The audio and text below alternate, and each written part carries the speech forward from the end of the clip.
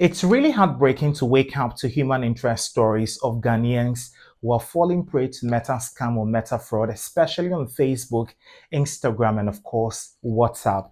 One of such stories has caught the attention of the internet again and sent shivers down the spines of many, especially victims who came out to retell their stories. And this has also opened the floodgate for persons who have also been defrauded to also share their stories. But most importantly, the big question everyone is asking, what is government or what are duty bearers doing to hold social media bosses accountable to avert some of these excesses from happening on their platforms?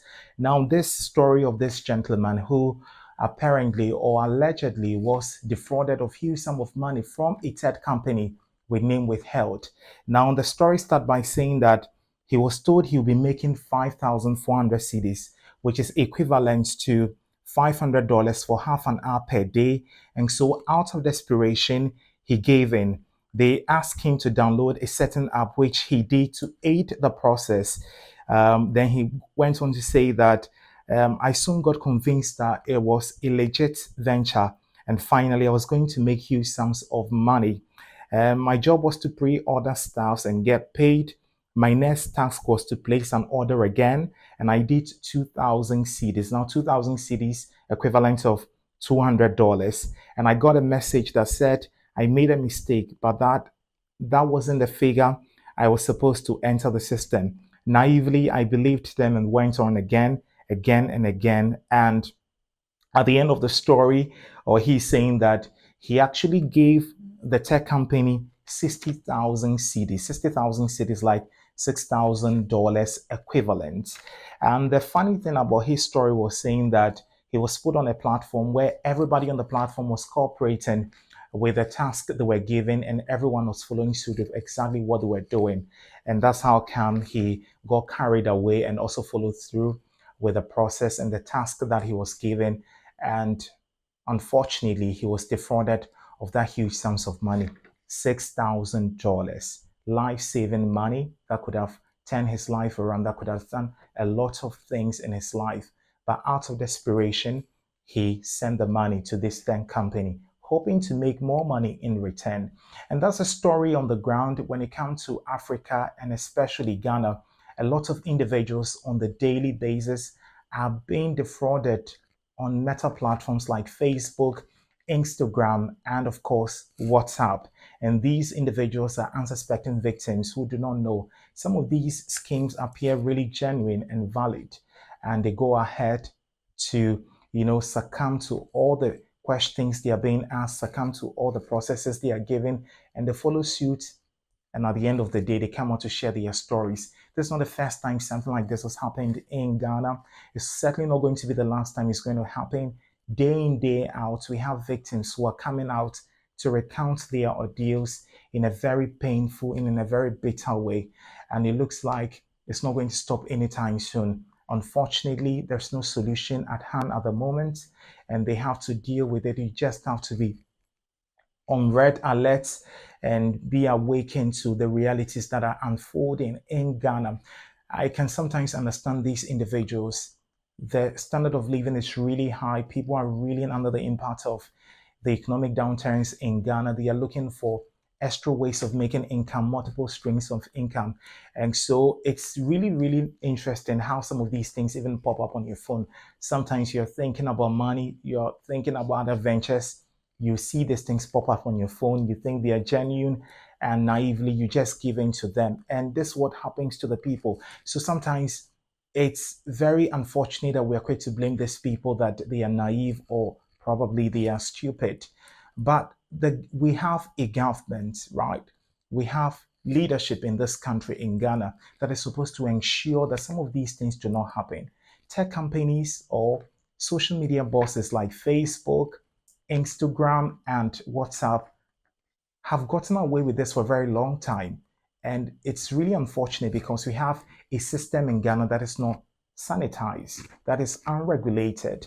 And so we have the activities of fraudsters on social media platforms growing in leaps and bounds.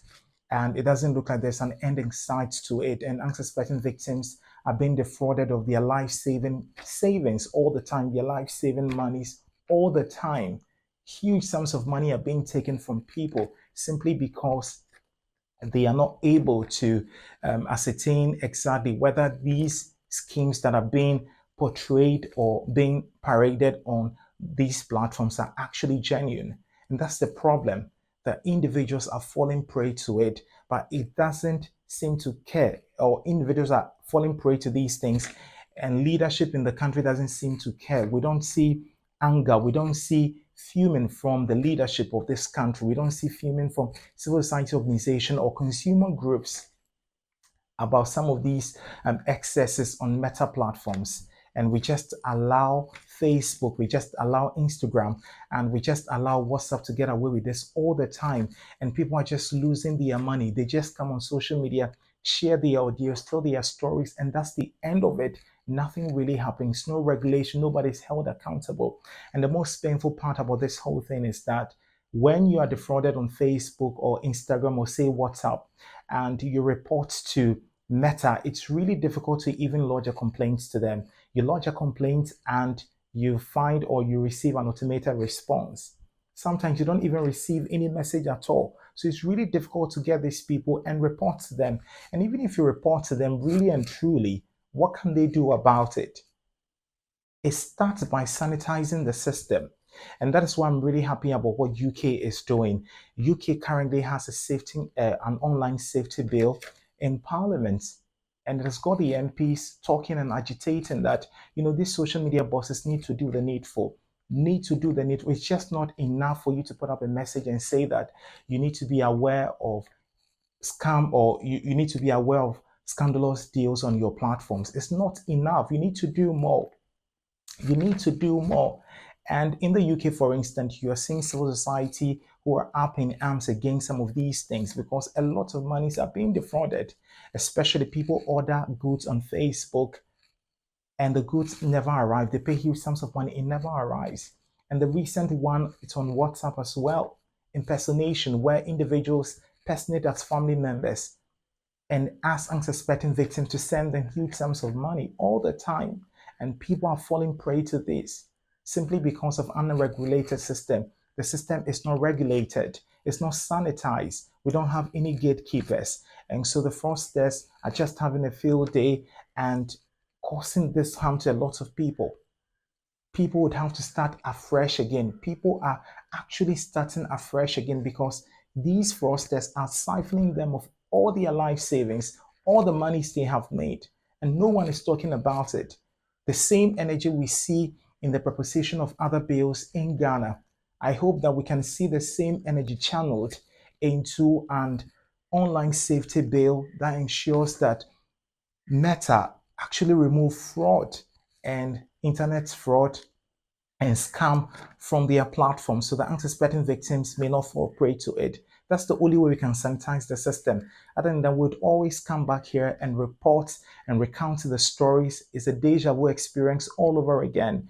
The UK is doing it. What shows that we can also do it? And sometimes I don't even understand the problem with Africans and especially Ghanaians. We feel like when the white man is providing a service to us or when the white man is rendering us a service, it's a favor they are doing to us, and we don't ask them questions, even if they are big and genuine and valid questions to ask. We don't ask them. We feel that they are doing us a favor, and that's how come they are taking us for a ride. These social media bosses, Meta has had this for so long. They are getting away with this for so long. Let's hold them accountable. Let's ensure that they are able to remove fraud and scam deals from their platform so that unsuspecting victims do not fall prey to it. That's the only way we can grow as a country. That's the only way we can get ahead. It's not just enough to say that we have put up a notice that you do not fall prey to these things. Not everybody would be able to appreciate that. So we need to first and foremost ensure that these social media bosses are able to remove some of these fraudulent deals from their platforms so that people do not fall prey to it.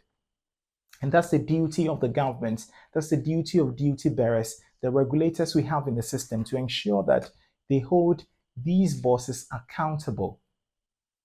Right. My name is Fritz Amegashie. I'm a My name is Fritz Amegashie. I'm a journalist in Ghana and a storyteller at heart.